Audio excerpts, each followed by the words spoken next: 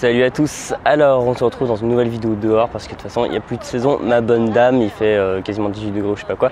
Donc on va pouvoir sortir un peu de chez moi pour continuer à parler toujours de la même chose, de l'apprentissage efficace des langues étrangères. Alors aujourd'hui je voulais vous parler de l'école parce que ça c'est encore un marronnier qu'on a dans l'apprentissage des langues qui est de critiquer l'école et même souvent de taper sur l'école à peu de frais parce que il est vrai qu'en France notamment, il y a un vrai problème par rapport à l'apprentissage des langues dans le cadre de l'école, que ce soit collège, lycée et même après à l'université.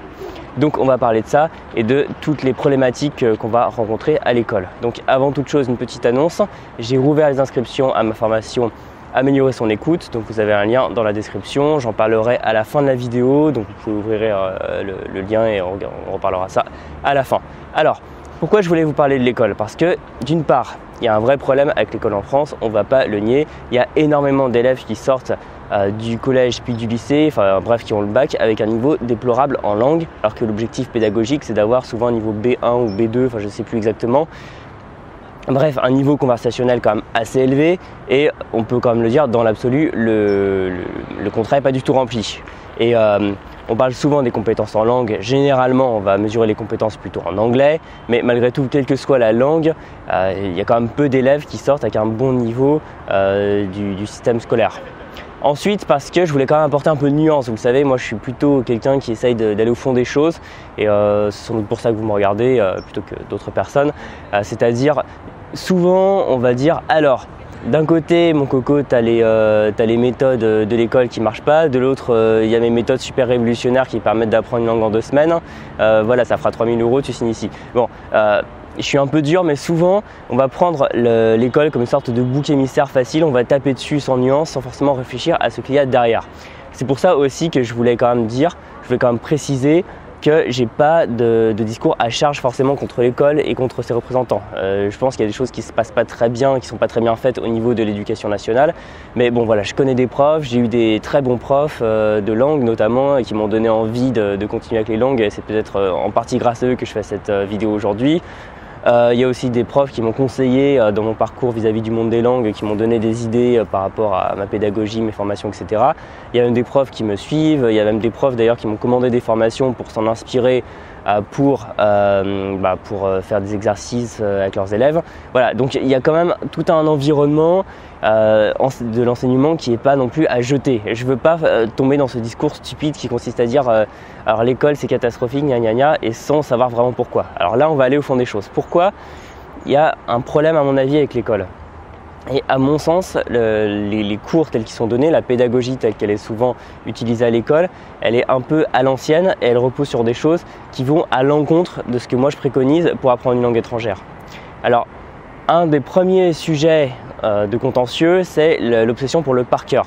On m'a déjà dit, je sais qu'il y a de moins en moins d'approches par liste à apprendre par cœur à l'école. C'est très bien si ça change, mais moi ce que j'ai connu, c'est quand même, que ce soit à l'école ou à l'université, beaucoup d'amour, des listes thématiques. Vas-y, on te file une liste à apprendre pour la semaine prochaine, tu te débrouilles avec et il faut tout apprendre par cœur. Le problème, c'est que cette approche dite du bachotage, ça marche peut-être sur le court terme, ça marche peut-être pour le contrôle la semaine suivante, mais pour retenir des informations toute sa vie, c'est quand même compliqué parce que c'est tout ce qu'on va apprendre comme ça à marche forcée, on va souvent pas le retenir le mois suivant, les années suivantes, etc. Donc ça compromet fortement, vous en doutez, la capacité à parler une langue étrangère pour le reste de sa vie. Et le problème que j'ai avec tout ça, c'est que on traite la langue comme des sortes de données brutes à apprendre. C'est comme par exemple en cours d'histoire. En cours d'histoire, vous avez des dates qui sont inamovibles. La Révolution française, c'est telle date, a priori, sauf si on va réécrire l'histoire, ce que j'apprécie pas trop, les dates vont pas changer, les faits vont pas changer. Bon, je sais s'il y a des profs d'histoire qui sont là, qui me regardent, qu'à un moment, quand on a un bon niveau d'histoire à l'université, on va devenir chercheur et là on a une approche personnalisée. Mais bon, c'est juste pour prendre un exemple. Et souvent, les langues étrangères sont traitées comme une sorte de données brutes. C'est-à-dire, on va apprendre de la grammaire, il faut apprendre des règles de grammaire comme une donnée brute. C'est-à-dire avoir un tableau et parfois même dans le contrôle, il faut remplir le tableau de déclinaison, de conjugaison, etc. Ou alors, il faut ressortir du vocabulaire sous forme d'interro. Bon. Le problème, c'est que c'est une des pires manières de faire parce que les choses qu'on apprend par cœur, ce sont des choses souvent qui restent abstraites et les informations abstraites sont beaucoup plus difficiles à retenir sur le long terme que des informations qui sont considérées par le cerveau comme concrètes. Donc cette approche que moi je trouve déshumanisée, un peu éthérée comme ça, de l'apprentissage du par cœur, ça marche pas et honnêtement c'est testé et désapprouvé. Alors, ensuite, l'autre souci que je vois, c'est qu'il y a très peu de personnalisation de l'apprentissage. Voilà, les profs, ils ont un programme à tenir, ils ont une classe de souvent 30 personnes, et donc il faut qu'ils essayent d'avoir une approche à peu près médiane, il faut qu'il y ait une moyenne à peu près de choses à faire, une moyenne de choses à apprendre, etc. Et souvent, l'élève n'est pas confronté à la question « comment j'apprends ?» Parce que moi, l'approche que j'ai, elle est très, c'est vraiment pas de l'approche de prof, c'est pour ça que moi j'évite d'avoir une approche cours d'anglais, cours d'espagnol ou je sais pas quoi, mais plutôt que vous transmettre la capacité d'apprendre à apprendre, savoir comment apprendre une langue par vous-même, apprendre la langue que vous apprenez maintenant et les langues que vous apprendrez par la suite. Et ça, c'est une approche qui malheureusement est trop souvent délaissée parce que les profs vraiment ont arrivent avec une approche qui devrait convenir à tout le monde, c'est-à-dire qu'ils ont les mêmes documents pour tout le monde, ils ont les mêmes façons d'apprendre pour tout le monde et ils imposent entre guillemets ça. Et en fait d'ailleurs je trouve que les meilleurs profs que j'ai pu avoir au cours de ma scolarité, c'est les profs qui essayaient de pousser en disant voilà, là on arrive à la terminale, là tu finis une partie de ta vie, maintenant ce que je dois te transmettre c'est l'amour de ma matière pour aller plus loin et pour que tu aies un esprit critique et pour que tu puisses vraiment faire ça par toi-même. Et ça c'est les profs qui m'ont le plus apporté. C'est ceux qui faisant en sorte que chaque élève puisse apprendre par lui-même, puisse réfléchir à la manière dont il apprenait.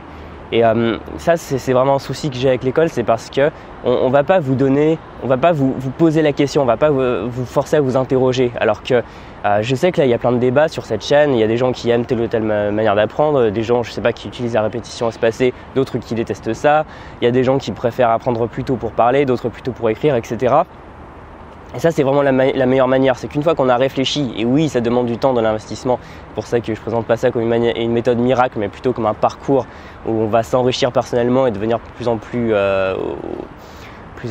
au fait de ce qu'on aime faire, de comment on le fait. Et ça, c'est quelque chose que l'école ne donne pas. Enfin, c'est comme cette citation, alors je crois que c'est Einstein qui disait que l'école, c'était demander à un singe, un éléphant, un poisson de monter un arbre. Et souvent c'est ça, c'est cette approche médiane, on essaye de faire le truc qui marche à peu près pour tout le monde, mais qui marche en fait très bien pour personne. Et ça ne développe pas suffisamment l'autonomie qui pour moi est au cœur de l'apprentissage. Donc voilà, c'est très formaté, très standardisé, et c'est pour ça que si vous essayez de vous souvenir de vos meilleurs profs, c'est toujours ceux qui vous ont donné une méthode d'apprendre par vous-même, qui vous ont poussé à vous interroger sur comment apprendre par vous-même. Et ensuite, alors, l'autre problème, c'est l'apprentissage en groupe. Donc ça vaut aussi pour les cours collectifs où on peut s'inscrire quand on est adulte. Mais c'est qu'il y a un proverbe chinois qui dit que la vitesse d'une flotte est celle de son bateau le plus lent. Et ce que ça veut dire, si on est méchant, c'est que le fait d'être en groupe, c'est du nivellement par le bas. C'est pour ça que le travail en groupe, sauf si on s'entoure des bonnes personnes, c'est toujours… en fait, souvent, on travaille beaucoup mieux tout seul qu'en groupe si on est forcé de travailler en groupe. D'ailleurs, c'est pour ça que moi je préfère travailler plutôt tout seul et que si je fais des projets avec d'autres gens, je sélectionne des gens avec qui j'ai envie de bosser, qui sont compétents et comme ça, je sais qu'on va avancer vite et bien. Mais bon, c'est à l'image de ces travaux de groupe qu'on faisait à l'école où il y en avait toujours un ou deux qui étaient super motivés, qui avançaient et les autres qui restaient un peu à s'ennuyer et qui retardaient tout le monde. Et ça, c'est un des soucis que j'ai avec l'école et les cours, c'est que non seulement vous allez être dans un groupe, et en plus, vous allez être dans un groupe de gens qui ne seront pas locuteurs natifs, parce que, il y en a quelques-uns parfois dans les facs, mais globalement, ce que vous allez faire, c'est que vous allez être avec des gens qui sont francophones, et on va vous mettre en vous disant, tiens, parlez, débattez entre francophones. Et honnêtement, je trouve que c'est une approche qui est beaucoup moins efficace que de parler avec des locuteurs natifs. Et d'ailleurs, il y a des études qui montrent que dans toute sa scolarité, un élève ne va parler que quelques heures, alors que en fait, si vous suivez mes conseils par exemple, et que vous parlez avec des locuteurs natifs chaque semaine, et si vous allez le plus souvent possible dans le pays, mais vous allez exploser ce compteur. Et ensuite, il y a une pression du groupe qui va se faire. Et ça, j'en parlais avec un élève de coaching que je salue s'il se reconnaît hier, c'est que souvent quand on est à l'école et qu'on essaye par exemple de bien parler la langue, on va se prendre des réflexions, ce qui est très bizarre. Alors soit c'est des réflexions qui peuvent être stupides et méchantes du style « Ah, comment il se la pète, il essaye de prendre son accent américain, lui », alors que la personne essaye juste de parler de parler la manière dont est vraiment parlé l'anglais, en l'occurrence, ce qui est quand même la moindre des choses quand on apprend l'anglais. Et voilà, il y a cette pression qui est stupide, et même je me souviens que quand j'étais au lycée, j'ai eu un petit flashback à ce niveau-là, qu'à un moment quelqu'un m'a bien prononcé un mot, alors je sais pas si c'était en cours d'anglais ou peut-être un autre cours où il y avait un mot d'anglais voilà, comme ça qui était là, et là quelqu'un a rigolé en disant « Ah, le petit accent ». Et c'était même pas une remarque méchante, mais la remarque était là. On peut pas s'empêcher en groupe de toujours s'observer les uns les autres et souvent se rabaisser un peu. Et c'est ce dont je parlais dans une vidéo sur le problème avec la mentalité française, c'est que il y a un effet panier de crabe, on va quand même pas se mentir, et les gens ont tendance à un peu faire peser un regard les uns sur les autres, et des études ont montré, encore une fois, que quand on a une sensation de regard de gens qui vont critiquer ou juger ce qu'on va faire, généralement on va être plus dans l'autocensure. Alors ce qui est dommage, parce que pour apprendre une langue, il faut la pratiquer, et pour la pratiquer, il ne faut pas hésiter même à faire des fautes, etc. Et ça, l'aspect groupe est assez dommageable. Donc encore une fois, si vous voulez choisir un cours collectif en groupe, il vaut mieux choisir un cours avec des petits effectifs, pas plus de 15 personnes, parce que si vous êtes à 30 ou pire comme dans les facs, les cours d'anglais à 200, là, je vois strictement pas l'intérêt, où on reprend chaque année les mêmes points de grammaire, on parle à peine. Bon, prenez des petits groupes avec des gens super motivés et avec une bonne mentalité vis-à-vis de l'apprentissage des langues, c'est-à-dire une certaine humilité, pas enfoncer les autres, laisser faire, etc. Voilà. Et donc ça, c'est le problème que j'ai avec l'apprentissage en groupe, que je préconise pas, mais voilà, qui est réel, et à l'école, a priori, on va se le taper, ça.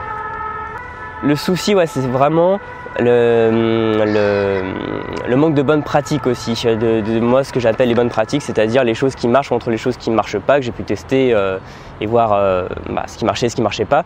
Et l'école est restée souvent sur des choses assez anciennes, sur des techniques anciennes, où on force un peu les élèves à apprendre d'une certaine manière, on ne se remet pas vraiment en question.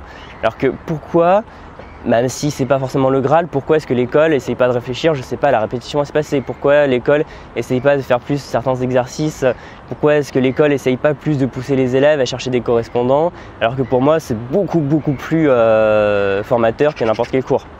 Voilà, donc ça c'est un problème, c'est que souvent l'école a des techniques qui sont assez dépassées, alors qu'il y en a qui marchent beaucoup mieux. Il ne faut pas se sombrer dans les sirènes du marketing qui dit que telle méthode c'est un truc miracle, mais il y a quand même des choses qui marchent mieux que d'autres, et souvent l'école a quand même 1, voire 2, voire 3 trains de retard.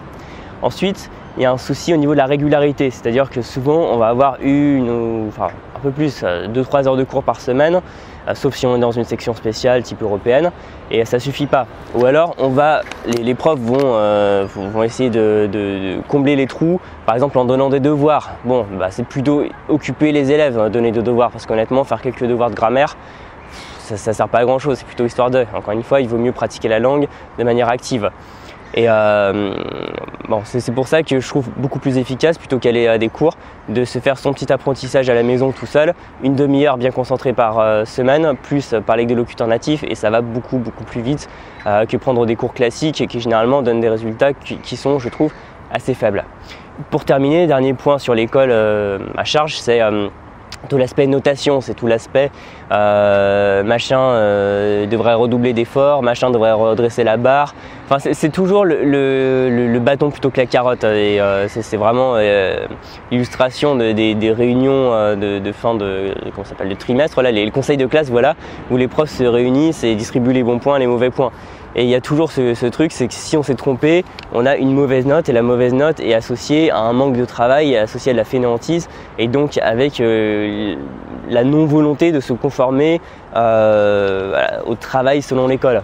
Donc ça, encore une fois, ça sanctionne l'erreur plutôt que ça pousse vraiment à s'améliorer, parce qu'honnêtement, quand je vois des pratiques, moi j'ai pu voir ça il y a quelques années quand j'étais à l'école, du style classer les copies, mais pourquoi est-ce que les profs s'emmerdent à classer les copies, quoi? Enfin, c'est vraiment des obsessions névrotiques de profs, ça. Enfin, désolé s'il y a des profs qui le font, mais c'est ça, je comprends pas. Voilà, donc l'école, c'est pas forcément horrible en soi. Encore une fois, moi j'ai eu à certains moments des très bons professeurs. Je connais des gens qui sont des profs et qui, honnêtement, j'ai rien à dire. Enfin, on n'a pas pu parler de ce qu'ils enseignent, de comment ils enseignent. Moi, j'ai rien à dire. C'est parfait ce qu'ils font. Donc, je veux pas taper sur l'éducation nationale à peu de frais. J'ai exposé, voilà, ce qui, selon moi, personnellement, ne fonctionne pas très bien dans l'éducation nationale et dans la pédagogie de certains profs qui honnêtement pourraient être améliorés et pourraient donner de meilleurs résultats. Mais surtout le plus important c'est de développer l'autonomie des élèves et ça je trouve que c'est pas assez fait. Le prof est trop élevé encore une fois en France comme une personne dans une posture de savoir très verticale qui va enseigner des choses, sauf qu'une langue plus que des connaissances brutes c'est quelque chose qui se vit, qui se travaille personnellement, qui se développe vraiment personnellement. Et voilà, c'est vraiment ce qui manque pour moi à l'heure actuelle dans l'école de la République. Voilà, je vous remercie d'avoir regardé cette vidéo. Donc je voulais vous rappeler que j'ai rouvert les inscriptions à ma formation Améliorer son écoute, qui est ma formation spéciale compréhension auditive, parce que je pense que ça vous est déjà arrivé de poser une question à un locuteur natif. Vous êtes tout fier, votre phrase est parfaite d'un point de vue grammaire, et là le locuteur natif vous répond, il parle super vite, vous ne comprenez rien. Voilà, c'est un des piliers de l'apprentissage des langues et c'est pour ça que moi j'ai développé mes méthodes à moi pour vous transmettre la capacité, quelle que soit la langue que vous apprenez, à travailler votre écoute pour que vous partiez d'une langue que vous ne compreniez absolument pas à une langue que vous comprenez très bien, même si les gens parlent vite. Ça encore une fois, c'est des choses qui devraient, selon moi, être enseignées à l'école. Donc voilà, vous avez le lien dans la description, c'est ouvert pour quelques jours, comme ça après je pourrai prendre le temps de répondre à vos questions et de vous conseiller. Voilà, encore une fois, il y a un lien, je vous laisse voir si ça correspond à vos besoins. Pour terminer, je vous remercie d'avoir regardé cette vidéo. Vous pouvez me dire par exemple si vous êtes passé par l'école, oui, comment ça s'est passé pour vous. Si vous êtes prof, si vous êtes d'accord ou pas d'accord avec moi, on peut en discuter en commentaire. Et comme d'habitude, vous pouvez vous inscrire, vous abonner à cette chaîne et cliquer sur la petite cloche en bas, comme ça vous ne raterez aucune de mes vidéos. Et voilà, on se dit à très bientôt, bon courage dans votre apprentissage, salut!